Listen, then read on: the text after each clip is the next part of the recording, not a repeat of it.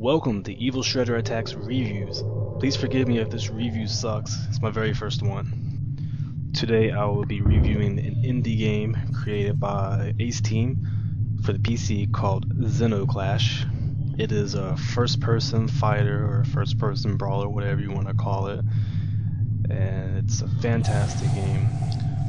It's available on Steam and also on Direct to Drive. I got it for 50% off when Steam had their 24-hour sale, so I got it for $10. And I think it's safe to say this has been one of the best $10 I've ever spent. As you can see here, this game is absolutely beautiful. Source engine still looks good today. It's very detailed. The characters are very detailed. Everything is just really detailed. Look at the backdrop. See all the houses and buildings. It looks like you're in the middle of the town. Are you listening? It's really hard to tell this is an indie game. It's absolutely stunning.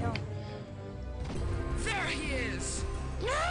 Look at the door. It looks like I can just stick my hand out there and feel the surface and the bumps and everything. That's how detailed this game is. The best part about this game is the fighting, which is what you're about to see here. It's the first battle in the game that you encounter. What I really love about this game is the more you beat on the character, the more damage that it shows. You can give them black eyes, you can see cuts on their faces, and when you're beating on their back starts to bruise up and turn red, black, and blue. Just wish you could break the bones. That would be awesome. Love the animations in this game. You're not just a pair of floating arms, you actually have legs. When you get knocked down, you can see yourself push up to get back up. When you grab a character, you can knee him in the face. If you get seasick easily, you probably shouldn't play this game. Your perspective is thrown around a lot. When you get knocked down, your perspective goes to the side. Just perspective moves with a heavy punch. It can make you sick. And when you're locked onto the enemy, and you're moving your mouse, you're not moving your head, it really feels like you're just moving your eyes, focusing on your opponent. That's a cool feature. I've never seen it done before. It's pretty easy to understand how to play, and it's easy to learn, hard to master. I had trouble going through the game because I'm really good at dodging. I'm even worse at blocking, where it's really easy to block. Your health is up in the top left corner. And that little blue bar is your stamina, which goes down for each punch, and it goes down when you run. It also goes down when an enemy uses a heavy punch against you to break your defenses. And on the opposite corner, of course, is the enemy's health.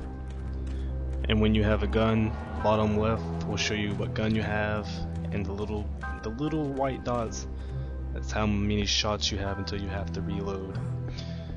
There's no ammo counter because it's unlimited ammo. It doesn't really matter because guns, they're underpowered. They don't do that much damage. You shoot them in the face, it's just like shooting them in the foot. It's not going to do that much damage. Your punch does more damage than the bullet. You're going to visit a lot of different locations.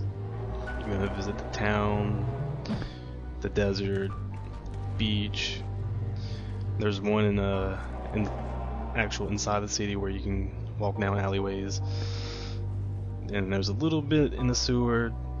And there's another place that's kind of magical.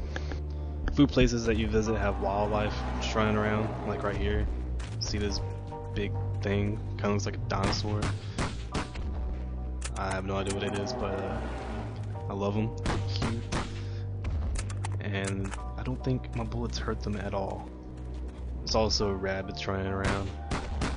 Some missions have you collect rabbits. I don't know why, it's just really there for filler, I guess.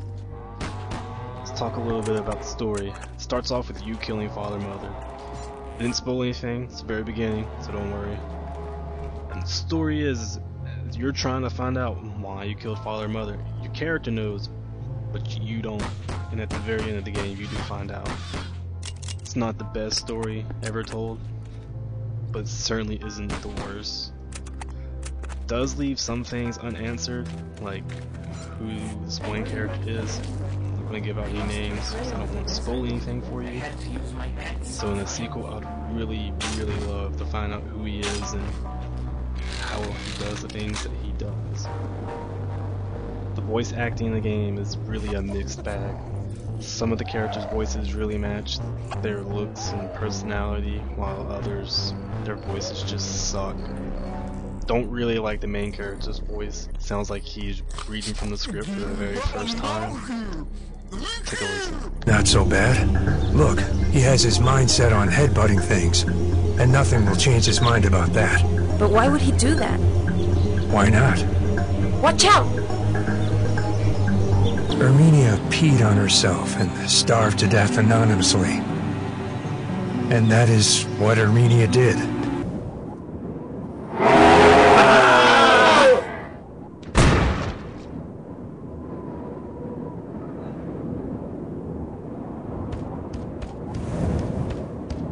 I saw him.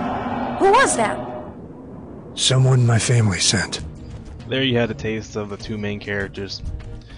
It's not bad, but it's not particularly good either. What do you expect from an indie developer? There are a few weapons in the game. There's dual pistols, there's a crossbow, there's a rifle, and there's a gun that shoots a little grenade out. I think you actually have nades. There's skull nades.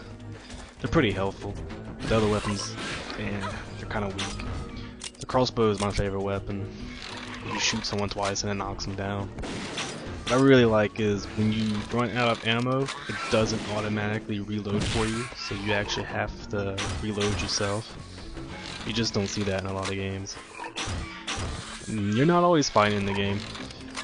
Sometimes you gotta shoot these frog-like creatures. Sometimes you shoot these little crabs that spit acid at you.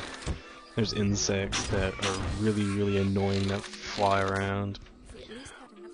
My favorite enemy, Squirrel Bomb.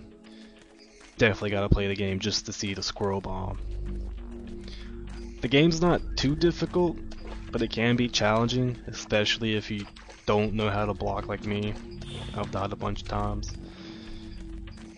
The game's also really short. I beat it in 3.5 hours.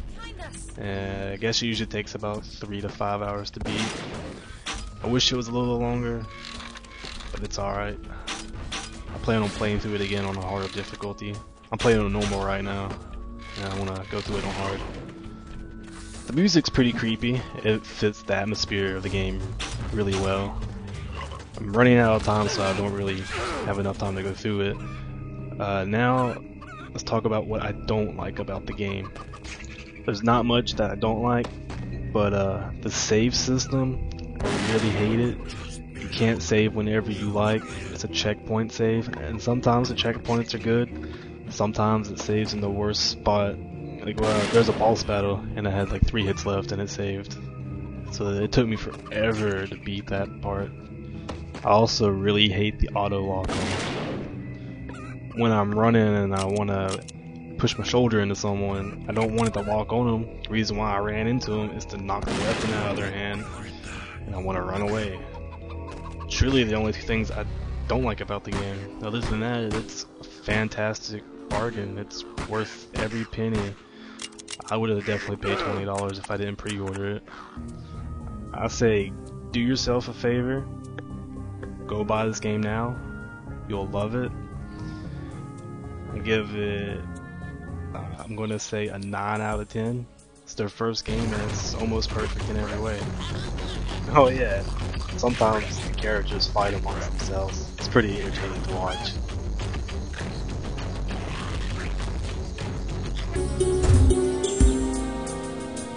There was also Helm.